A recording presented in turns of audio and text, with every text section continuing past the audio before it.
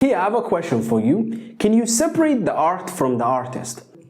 Troubled Blood. This book came out a few years back. It was a storm. It was everywhere. And everyone was reading this book and either clowning on it as transphobic and as, regressive, terrible story that is full of hate, or people were like, this book is good, this is very good story.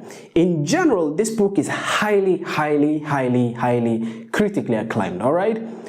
If you look at Goodreads, this book is highly critically acclaimed. If you look at critics or reviews by actually industry critics, it is mostly really a middling performance. I think that is mostly the vibe that I got from reading, reading some articles on it. However, I picked it up. I had it in my reading list for 2 years now, or something like that. It's been a very long time. Okay, it was near down the bottom, not the bottom, but near there. And I just picked it, and I read it, and I wanted to read it.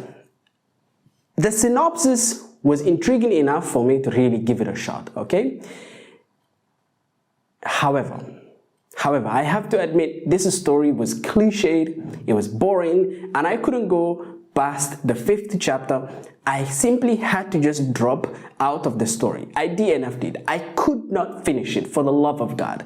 But I can't review it because I haven't finished it. So I can't review it. So instead, what I'm going to do is, I'm going to talk about, can we separate the art from the artist, okay? And why did I DNF this book? It was not because it was transphobic.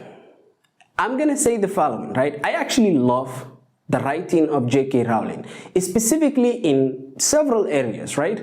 In how clean and effective her prose is, the language of her writing, it's very clean, it's very effective. If you read Harry Potter, you'll find that she's actually a very good, communicator, and she can draw an image, right? And she's very efficient, but also she's very effective with mystery. And also, finally, she is very good with pacing. She can take a very large story and base it effectively. This is qualities and also the world building is extraordinary. This story has one theme out of these 4 things I mentioned. The world building. The world building was good, but the pacing, the prose, and everything else that you come to like, the mystery from J.K. Rowling was really meh, right? Maybe it's because lately I just don't seem to be into mystery, but I could not finish it for these 3 reasons, okay?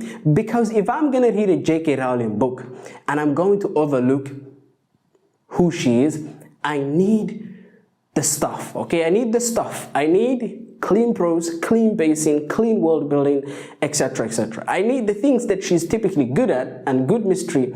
And if I'm not going to get that, then what's the point, right? Exactly. So this is the reality about J.K. Rowling's writing for me. I didn't get that. By the 5th chapter, I was done. There was just too much drag, and in the places where the story had to be slow and effective, it was fast. In the places where the story had to be fast, meaning thriller nature, it was slow. So that's why I DNF'd it. I can't review it though. I cannot review it. I can only review the 5 chapters I read. However, we're going to talk about J.K. Rowling. Can we separate the art from the artist? And a lot of people's opinions seem to be no, because the public court cannot seem to let go of who J.K. Rowling is. She has a contagious presence in social media, where whenever she tweets, there is probably 20 videos that are coming out from gay people, transgender people, or some sort of leftist media, and there's a storm in Twitter, and she's trending, and people are trying to behead her or burn the witch, and it basically becomes a crazy fest. And J.K. Rowling cannot, I propose the following, she simply cannot, the public cannot separate her from her art. Every time she writes something, she has to be connected with who she is. And people, when they read her books, they are looking to see, where is the transphobia? I'm going to explain to you J.K. Rowling's political, positioning, right? She's mostly to the right. She is, by this point, a conservative. However, she is what you would call a progressive conservative, meaning she is a progressive in almost everything except one or two areas. And this one area for J.K. Rowling is feminism and transgender people. She is what you would call a radical, exclusionary feminist, or a trans exclusionary radical feminist. Basically, feminists who want to exclude transgender people. TERFs. Because she believes transgender people undermine the lived experience of women. So to explain a male, right, a male who has had the privileges of,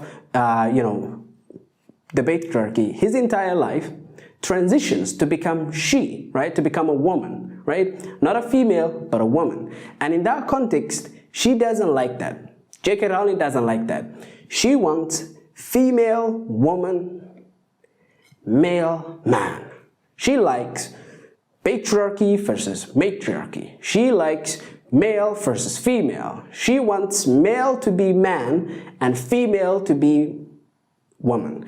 And no mixing of genders or sex or any of those concepts. She does not therefore believe in supporting transgender people. And of course, she has a public presence. She has to keep the appearances. She has to be diplomatic about this. She tries. That's the thing, right? She tries to be diplomatic about it, but ultimately everyone can see through it because people's senses, transphobia, spider senses for transgender people or leftists or queer advocates is very well developed, okay? You cannot queer code or whistle, dog whistle. They'll notice it. They will notice. They will know. They will know who you really are.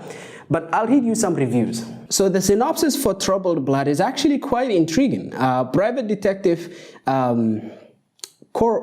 Cormoran Strike. I just call him Strike anyway. Private detective Strike is visiting his family in Cornwall when he is approached by a woman asking for help to finding her mother, Margaret, who went missing in mysterious circumstances in 1974. And at the last paragraph, as Strike and Robin, someone else, investigate Margaret's disappearance, they come up against, a fiendishly complex case with leads that include, tarot cards, a psychopathic serial killer. And that's where the transphobia people claim is, and witnesses who cannot be trusted at all. And in that context, if you really look at the reviews, you'll see this particular reviewer, 1 star, writes, "Time for the frequently asked question because most of you are repeating each other. You know that a man dressing up as a woman to kill people can happen in real life fiction, right?" So this is the thing. The psychopathic serial killer is a man dressing up as a woman to kill people, specifically women, all right? Yes, I know, the reviewer continues. I also know that it is a theme in Silence of the Lambs and Psycho. No need to mention it for the 2nd time.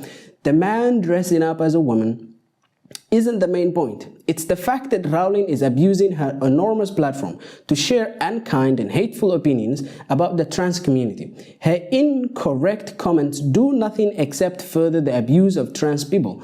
The problem isn't fully the concept of this book. It is the fact that it's coming from a transphobic author whose pseudonym is a psychiatrist who is known for gay conversion therapy. The last part here, whose pseudonym is a psychiatrist who is known for gay conversion therapy.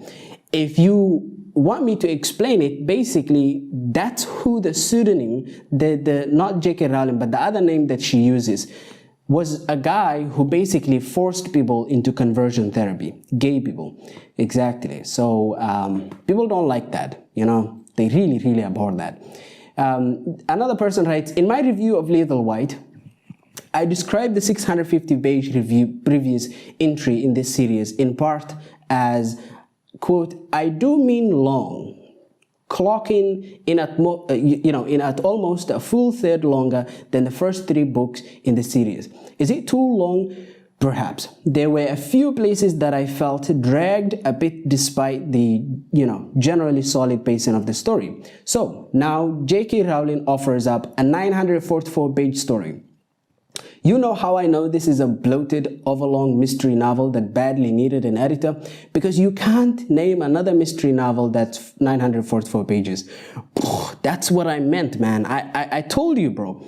I told you. This one is a legitimate criticism, man. Whenever the story needs to pick up speed, it slows down. That's why I just didn't want to read it, because, come on, I'm not going to go through 944 pages. Unless it's an epic fantasy novel, I'm just not going to do that anyhow.